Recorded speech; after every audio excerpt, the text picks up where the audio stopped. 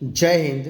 Gujarati study education ચેનલમાં તમારા દરેક મિત્રોનું હાર્દિક સ્વાગત છે. તો આજે આપણે વિડીયોમાં જોઈએ કે ગુજરાત માધ્યમિક અને ઉચ્ચતર માધ્યમિક શિક્ષણ બોર્ડ ગાંધીનગર દ્વારા જે મિત્રો એકમ કસોટી લેવાઈ રહી છે, તો એની અંદર આજે આપણે ધોરણ 9નું છે, વિષય વિજ્ઞાન છે અને પ્રશ્ન બેંક તમારી સમક્ષ મિત્રો મૂકવાનો પ્રયત્ન કરીએ છીએ કે જે તારીખ 25/2024ના રોજ જે એકમ કસોટી લેવાની છે, જે મિત્રો કસોટી છે આમાંથી પૂછાય છે, આના વારથી નહીં આવે. તો શરૂઆત કરીએ આપણે વિડીયોની. જોઈએ એમાં મિત્રો પ્રકરણ આપ્યા છે કે સમાવેશ પ્રકરણ 1 છે આપણી આસપાસમાં દ્રવ્ય. એમાંથી જ મિત્રો 25 ગુણનું તમારે પેપર કાઢવાનું છે. જો સૂચનાઓ શું આપી છે કે આ પ્રશ્ન બેંકમાંથી જ જે તે વિભાગમાં આપેલી સૂચના મુજબ શાળાએ પોતાની રીતે કુલ 25 ગુણની એકમ કસોટી લેવાની રહેશે. બીજો મુદ્દો છે કે દરેક અધ્યયન નિષ્પત્તિના નક્કી કરેલા ગુણ પ્રમાણે જરૂરી પ્રશ્નો પસંદ કરવાના રહેશે. દરેક પ્રકરણને સમાન ન્યાય મળે તે જોવાનું રહેશે. પ્રશ્ન પસંદગીમાં વિવિધતા રાખવી અને શિક્ષક મૂલ્યાંકન કાર્ય કર્યા બાદ ઉપચારાત્મક કાર્ય કરવું. આટલી સૂચના આપવામાં આવી છે. જોઈએ આપણે સેક્શન એ એટલે કે વિભાગ એની અંદર 7 ગુણનું છે. શું આપ્યું છે તો જુઓ કે એમાં એ છે કે નીચે આપેલા 15 પ્રશ્નોમાંથી સૂચના પ્રમાણે કોઈ પણ 3 પ્રશ્નના ઉત્તર લખવાના છે. દરેકનો એક ગુણ તમારી સમક્ષ મૂકીએ છીએ. જુઓ તો એમાં આપ્યું છે કે નીચેના બહુવિકલ્પી પ્રશ્નો માટે આપેલા વિકલ્પોમાંથી સાચો જવાબ પસંદ કરવાનો છે. પહેલો આપે છે કે પ્રાચીન વિચારધારા મુજબ નીચેનામાંથી કયું પદાર્થનું વર્ગીકરણ નથી? 4 આપે છે ઓપ્શન: હવા, પૃથ્વી, આકાશ કે છોડ. એમાં સાચો તમારે લખવાનો છે. 298 કેલ્વિન તાપમાનને પાણીની ભૌતિક સ્થિતિ શું હશે? ઘન, પ્રવાહી, વાયુ કે પ્લાઝમા. તમારે લખવાનું છે. નીચેનામાંથી કઈ ક્રિયા પદાર્થને વાયુમાંથી ઘન સ્થિતિમાં રૂપાંતરિત કરી શકે છે? ગલન, સંઘનન, ઉર્ધ્વપાતન કે નિક્ષેપણ. ત્યારબાદ આપ્યું છે કે નીચેનામાંથી કયો દબાણનો એકમ છે? ન્યૂટન, પાસ્કલ, મીટર કે ઘન મીટર. એ તમારે લખવાનું છે. ત્યારબાદ જોઈએ આપણે આગળ કે નીચેનામાંથી કયું કાર્બન ડાયોક્સાઇડનું ઘન સ્વરૂપ કહેવાય છે? વાયુ, બરફ, સૂકો બરફ કે પ્રવાહી CO2.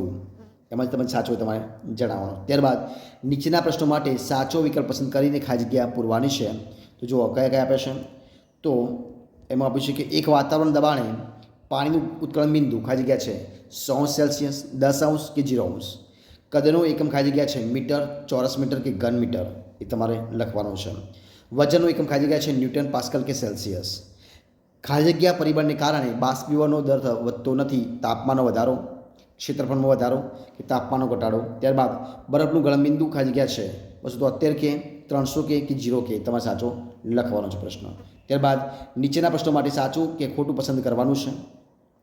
દ્રવ્ય સૂક્ષ્મ કણોથી બનેલું, સાચી વાત કે ખોટી તમારે કહેવાનું છે. ત્યારબાદ પદાર્થની અવસ્થાઓ પરસ્પર રૂપાંતરિત છે. જવાબ સાચું કે ખોટું તમારે લખવાનું છે. ઘન પદાર્થનું પ્રસરણ સૌથી વધુ છે. સાચી વાત કે ખોટી તમારે કહેવાનું છે. ત્યારબાદ ઘનનું ગલનબિંદુ કણો વચ્ચેનું આકર્ષણ બળ છે. સાચું કે ખોટું તમારે કહેવાનું છે. પ્રવાહીનો આકાર ચોક્કસ હોય છે. સાચું કે ખોટું એ પણ તમારે કહેવાનું છે. ત્યારબાદ પ્રશ્ન 1નો બી જોઈએ આપણે કે નીચેના 10 પ્રશ્નોમાંથી કોઈ પણ 2 પ્રશ્નોના ઉત્તર ટૂંકમાં લખવા છે. દરેકના 2 ગુણ છે. બરાબર છે. તો જોઈએ 10 પ્રશ્નો આપ્યા છે. એમાં જોવા શું છે કે દ્રવ્યના કણોની કોઈ પણ 2 લાક્ષણિકતાઓ જણાવવાની છે. ઘન પદાર્થના કોઈ પણ 2 લાક્ષણિક ગુણધર્મો જણાવવાના છે. મહેશ ઉનાળામાં સુતરાઉ કપડાં પહેરવાનું પસંદ કરે છે, તેનું કારણ આપવાનું છે. ઘન અને પ્રવાહી વચ્ચેના તફાવતના 2 મુદ્દા લખવાના છે. પ્રવાહી અને વાયુ વચ્ચેના તફાવતના 2 મુદ્દા લખવાના છે. નીચેનાને ઘનતાના ચડતા ક્રમમાં ગોઠવવાના છે. ચીમનીનો ધુમાડો, મધ, પાણી કે કપાસ. ગલનબિંદુ અને ઉત્કલનબિંદુ વ્યાખ્યાયિત કરવાની છે. ત્યારબાદ ગલનબિંદુ અને ઉત્કલનબિંદુ વચ્ચેનો તફાવતના 2 મુદ્દા લખવાના છે. પ્રવાહીની તુલનામાં વાયુઓમાં પ્રસરણ વધુ હોય છે. કારણો સાથે સમજાવવાનું છે. અને ગલન ગુપ્ત ઉષ્મા અને ઉત્કલન ગુપ્ત ઉષ્મા વચ્ચેનો તફાવતના 2 મુદ્દા લખવાના છે. તે બાજુ આપણે સેક્શન બી 6 ગુણના પ્રશ્નો છે. તો પ્રશ્ન 2નો એ છે કે નીચેના આપેલા 8 પ્રશ્નોમાંથી કોઈ પણ 2 પ્રશ્નો ઉત્તર લખવાના છે. દરેકનો 1 ગુણ છે. તો જો શું આવશે તો કે નીચે તાપમાને રહેલા કોઈ પ્રવાહીને ઊંચું દબાણ આપીએ તો દ્રવ્યની કઈ સ્થિતિ મેળવીશું? અથવા આપણી આસપાસ કાર્બન ડાયોક્સાઇડ સામાન્ય રીતે ખાલી જગ્યા સ્વરૂપમાં જોવા મળે છે. ઘન, વાયુ કે પ્રવાહી. ત્યારબાદ વાયુ પદાર્થનું પ્રવાહીમાં રૂપાંતર થયા વિના સીધું જ ઘનમાં રૂપાંતર થવાની જે પ્રક્રિયા છે એ પ્રક્રિયાનું નામ જણાવવાનું છે. કાર્બન ડાયોક્સાઇડ વાયુના ઘન સ્વરૂપને કયા નામે ઓળખવામાં આવે છે? અથવા પ્રવાહી અને વાયુ બંનેમાં સમાન હોય તેવો કોઈ પણ એક ગુણધર્મ જણાવવાનો છે. અને ઓરડાના તાપમાનને ધાતુની ઘંટડી ઘન હોય છે આ હકીકત સાબિત કરતું એક કારણ આપવાનું છે. ત્યારબાદ જોઈએ આપણે કે ઘન પદાર્થ ઓગળવાની શરૂઆત થાય ત્યાર પછી તેને પૂરી પાડવામાં આવતી ઉષ્માનું ઊર્જાનું શું થાય છે. ત્યારબાદ ઉનાળા દરમિયાન માટલામાં રાખેલ પાણી ઠંડુ થાય છે તે માટે જવાબદાર ઘટના કઈ છે. પ્રશ્ન બાષ્પોત્સર્જન, આશ્રુતિ કે બાષ્પીભવન, એ શું છે તમારે કહેવાનું છે. વિભાગ બી જોઈએ આપણે એની અંદર કે પ્રશ્ન 2નો બી જોઈએ કે નીચે આપેલા 8 પ્રશ્નોમાંથી કોઈ પણ 2 પ્રશ્નોના ઉત્તર આપવાના છે, દરેકના 2 ગુણ છે. તો જુઓ કે જ્યારે ખોળના સ્ફટિકો પાણીમાં ઓગળી જાય છે ત્યારે પાણીનું સ્તર નોંધપાત્ર રીતે વધતું નથી, શા માટે. બીજો પ્રશ્ન આપ્યો છે કે તબીબો ભારે તાવ ધરાવતા વ્યક્તિના કપાળ પર ભીના કપડાની પટ્ટીઓ લગાવવાની સલાહ આપે છે, શા માટે. તો જ્યારે આપણે પરફ્યુમ આપણી હથેળી પર મૂકીએ છીએ ત્યારે હથેળી શા માટે ઠંડી લાગે છે, શા માટે. આગળ પ્રશ્ન, શા માટે આપણે કપને બદલે રકાબીમાંથી ગરમ ચા દૂધ ઝડપથી પી શકીએ છીએ. ત્યારબાદ બાષ્પીભવનને કારણે ઠંડક થતી હોય તેવી રોજિંદા જીવનમાં જોવા મળતી કોઈ પણ 2 ઘટનાઓ લખવાની છે. અને આગળ પ્રશ્ન આપ્યો છે કે ઉનાળામાં આપણે કયા પ્રકારના કપડાં પહેરવા જોઈએ. વાતાવરણીય વાયુઓને પ્રવાહી બનાવવાની પદ્ધતિ સૂચવવાની છે. ઘન પદાર્થોની સરખામણીમાં પ્રવાહીમાં સામાન્ય રીતે ઓછી ઘનતા હોય છે, પરંતુ તમે જોયું હશે કે બરફ પાણી પર તરે છે, શા માટે જણાવવાનું છે. ત્યારબાદ આપણે આગળ જોઈએ કે સેક્શન સી જોઈએ, એના 6 ગુણ છે. એમાં શું આપ્યું છે, એમાં પ્રશ્ન 3નો એ જોઈએ કે નીચે આપેલા 15 પ્રશ્નોમાંથી સૂચના મુજબ કોઈ પણ 3 પ્રશ્નો ઉત્તર લખવા છે, દરેકનું 1 ગુણ છે. જુઓ કે નીચેના બહુવિકલ્પ પ્રશ્નો માટે આપેલા વિકલ્પમાં સાચો જવાબ પસંદ કરવાનો છે. તો કે કેટલાક પદાર્થો તેમના કણો વચ્ચે આકર્ષણના વધતા ક્રમમાં ગોઠવાયેલા છે, નીચેનામાંથી કયો વિકલ્પ યોગ્ય રીતે ગોઠવણ રજૂ કરે છે. મિત્રો અહીંયા આપ્યા છે કે CO2 વાયુ લાકડું કે એલપીજી, N2 વાયુ પાણી કે લોખંડ, એલ્યુમિનિયમ, O2 વાયુ કે પેટ્રોલ, મધ, મીઠું કે તેલ તમારે કહેવાનું છે. શું સાચું શું છે. બીજું આપ્યું છે કે નીચેનામાંથી સાચું વિધાન પસંદ કરવાનું છે. મિત્રો જો તમારી સમક્ષ 4 ઓપ્શન આપ્યા છે, એ તમે સ્ક્રીનશોટ લઈ અને જોતા રહેજો, પછી તમારે જવાબ આપવાનો છે. ત્યારબાદ ઠંડા ગ્લાસ ભરેલા પાણી 5°C સપાટી પર પાણીના ટીમ્પો કઈ ઘટનાને કારણે જોવા મળે છે. તો ઘનીકરણ, બાષ્પીભવન, સંઘનન કે નિક્ષેપણ. ત્યારબાદ કે વાયુને પ્રવાહીમાં રૂપાંતરિત કરવા માટે નીચેમાંથી કઈ સ્થિતિ સૌથી વધુ અનુકૂળ છે. તો ઊંચું દબાણ અને નીચું તાપમાન, નીચું દબાણ અને નીચું તાપમાન, નીચું દબાણ અને ઊંચું તાપમાન, ઊંચું દબાણ અને ઊંચું તાપમાન, કઈ છે તમારે કહેવાની છે 4માંથી, બરાબર છે. ત્યારબાદ નીચેનામાંથી કયો વાયુનો ગુણધર્મ નથી, એ તમે સ્ક્રીનશોટ લઈ અને કે ચોક્કસ આકાર ધરાવે છે, ચોક્કસ કદ ધરાવતા નથી, વાયુના પ્રસરણનો દર પ્રવાહી કરતાં વધારે છે, વાયુના કણો અસ્તવ્યસ્ત ગતિ કરતા હોય છે, કયું સાચું તમારે કહેવાનું છે. ત્યારબાદ બાષ્પીભવન ગુપ્ત ઉષ્માની વ્યાખ્યા આપવાની છે. એક વાતાવરણીય દબાણ 173°C તાપમાન પાણી પ્રવાહી સ્થિતિમાં હશે, સાચું ખોટું. ખાલી જગ્યા પૂરવાની છે. કણો વચ્ચેનું આકર્ષણ ખાલી જગ્યામાં ખૂબ જ વધારે હોય છે, ઘન, પ્રવાહી કે વાયુ.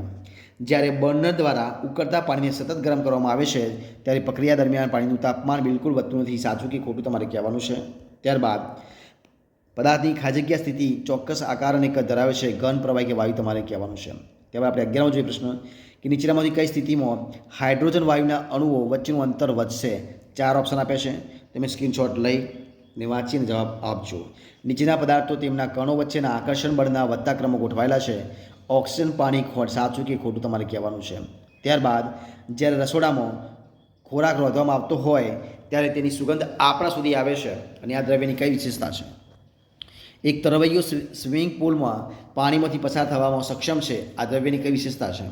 શિયાળો પૂર્ણ થયા પછી આપણે ઊનના કપડામાં નેપ્થલિનની ગોળીઓ રાખીએ પેક કરીએ છીએ, સમય જતાં ગોળીઓ કદમાં નાની થતી જાય છે, આ પ્રક્રિયાનું નામ આપવાનું છે, બરાબર છે. હવે જોઈએ આપણે વિભાગ બી જોઈએ પ્રશ્ન 3નો. તો નીચેના 5 પ્રશ્નોમાંથી કોઈ પણ એકનો જવાબ આપવાનો છે. તો જુઓ કે નીચે આપેલો ફકરો વાંચો અને તેના આધારે આપણે પ્રશ્નો જવાબ લખવાના છે. તો મિત્રો ફકરો આપે છે કે સહદેવે પાણીના ગ્લાસમાં વાદળી રંગનો એક ચાક ઉમેર્યો અને તેને તળિયે સ્થિર થવા દીધો. થોડા સમય પછી તેણે જોયું કે વાદળી રંગ ચાકની બરાબર ઉપર દેખાય છે અને સમય જતો ગ્લાસનું બધું પાણી વાદળી થઈ જાય છે. તો આ માટે જવાબદાર ઘટનાનું નામ આપવાનું છે. પદાર્થના કણોની આ અવલોકન સાથે સંકળાયેલા લાક્ષણિકતા ઓળખવાની છે. અને પ્રવાહી એ પદાર્થની એવી સ્થિતિ છે કે જેમાં કણો માત્ર નબળા આકર્ષણ બળને કારણે જ ગતિશીલ હોય છે, સાચું ખોટું તમારે કહેવાનું છે, બરાબર છે.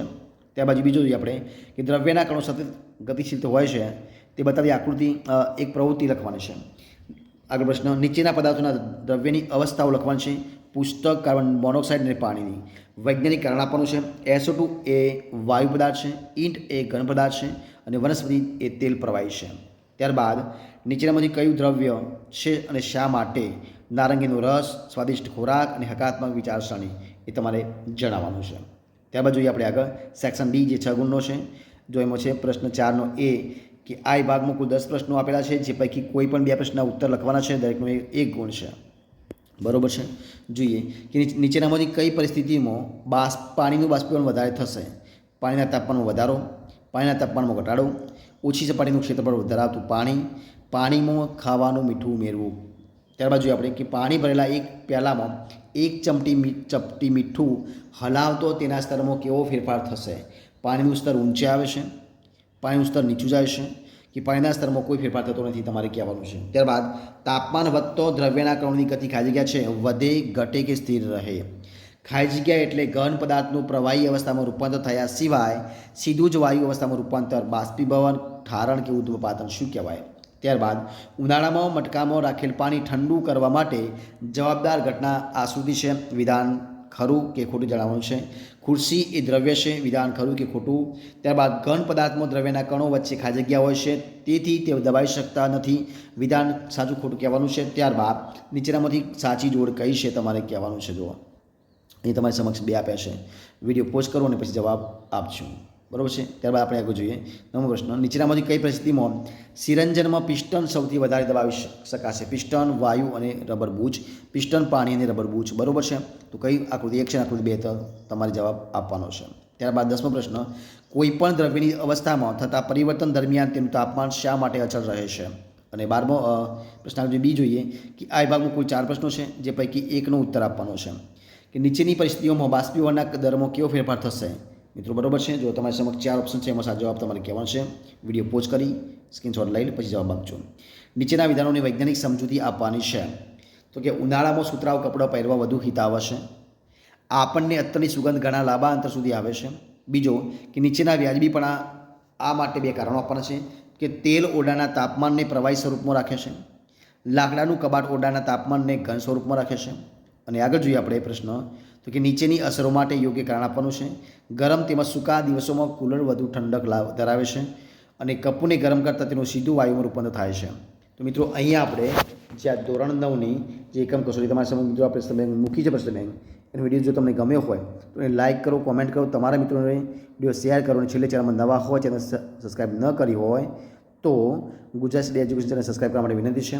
મારા વિડીયોને અંત સુધી જોવા માટે તમારા દરેક મિત્રો દિલથી ખૂબ આભાર માનું છું. આપણે ફરી મળીશું એક નવા વિડીયો સાથે, નવા ટોપિક સાથે. ત્યાં બની રહો. જય હિન્દ, જય ભારત, બેસ્ટ ઓફ લક.